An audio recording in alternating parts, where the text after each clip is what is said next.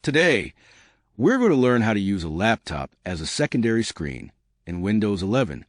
First, make sure both laptops are running Windows 11 and connected to the same Wi-Fi network.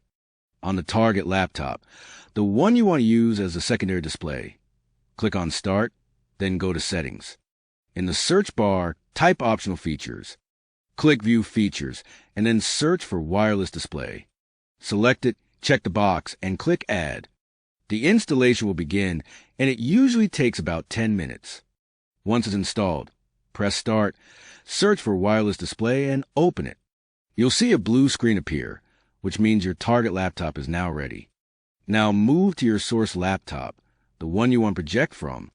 Click Start, and search for Connect to a Wireless Display. A pop-up will appear on the right side. Select your target laptop from the list. Your screen will now appear on the secondary laptop. By default, it will mirror your display. If you want to extend your desktop, go to Display Settings and change the mode to Extend. And that's it. You're now using one laptop as a secondary screen.